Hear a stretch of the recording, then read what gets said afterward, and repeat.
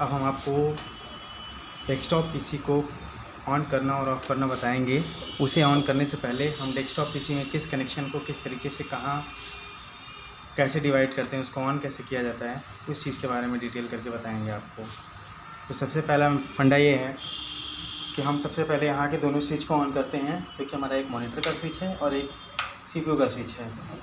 इस स्विच को कम्प्लीटली हम UPS में भी सेट करते हैं। इन प्लग को UPS में सेट करने के बाद एक UPS में हम CPU और मॉनिटर दोनों के कनेक्शंस को ऐड करने के बाद सीधे UPS को प्लग ऑन करते हैं। UPS जो होता है एक बैटरी की तरह सपोर्ट करने वाला एक कंप्यूटर उपकरण होता है, जिसमें हम एक छोटे इन्वर्टर के तौर पर उसको ले सकते हैं कि हम लाइट चले जाने के कुछ समय बाद तक भी उसका उपयोग इसमें कर सकते हैं। तो फर्स्टली हम ये लेते हैं, हम CPU को ऑन करते हैं और CPU ऑन करने के बाद मॉनिटर ऑन होने के बाद ये आप देख रहे हैं कि मॉनिटर में लाइट आ रही है, और CPU को हम वहाँ से स्विच ऑन करने के बाद फिर CPU को हम यहाँ से पावर बटन पुश करके ऑन करते हैं। इससे हमारा CPU ऑन होता है। CPU ऑन होने के बाद यहाँ पे एक लाइट इंडिकेशन दिखाएगा आपको रेड कलर में या किसी भी अदर कलर में, आप देख सकते हैं। सेकेंड पोजीशन, जब हम CPU ऑन करते हैं तो हमारा कंप्यूटर जो होता है विंडोज़ 10 to 20 सेकंड का प्रोसेस लेता है, जिसमें हमारे PC ऑन होने में एक टाइम लेता है, प्रोसेसिंग टाइम लेता है, जिससे कम्प्लीटली पूरी तरह से ऑन होकर मेन स्क्रीन पे आता है।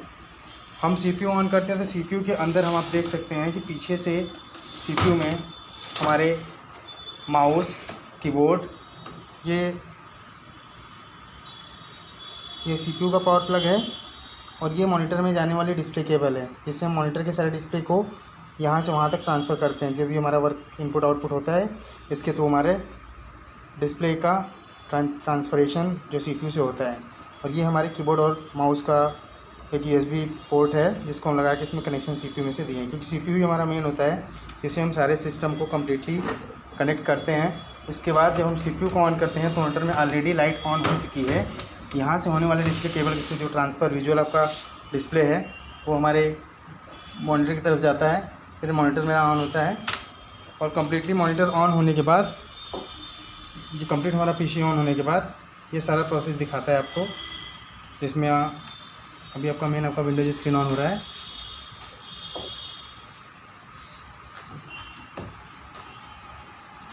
नॉर्मल CPU एक यूज़र का होता है। उसके बाद आप चाहे जितने भी CPU कंप्यूटर्स को जितने भी यूज़र में डिवाइड करना चाहें हम डिवाइड कर सकते हैं।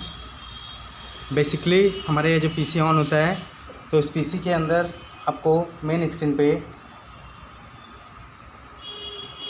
मेनली आपको आइकॉन दिखाई देते हैं, टास्क बार दिखाई देता है। अब इस पूरे प्रोसेस को हम इस पूरे पार्ट को जो आइकॉन बोलते हैं, ये हमारा स्टार्ट मेनू है, और ये ब्लू कलर की जो पट्टी की है इसको हम टास्क बार बोलते हैं। हमें कोई भी प्रोग्राम स्टार्ट करना होता है तो हम यहाँ से स्टार्ट करते हैं किसी भी प्रोग्राम को।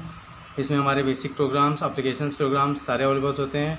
कुछ गेम्स वगैरह भी होते हैं जो हम कंप्यूटर के बेसिक प्रॉपर्टीज़ से लेके एंटरटेन हो सकते हैं। तो यहाँ से हम सारे प्रोग्राम को स्टार्ट करते हैं, और बेसिकली इसको ऑफ़ करने के लिए हम यहाँ स्टार्ट पे जाते हैं और यहाँ से शट डाउन करते हैं। शट डाउन ऑप्शंस पे भी क्लिक करने से हम शट डाउन कर सकते हैं, या हमारे शट डाउन का जो शॉर्टकट बटन होता है वो कीबोर्ड से हम Alt और F4 यूज़ करते हैं तो शट डाउन के लिए ऑप्शंस पूछता है।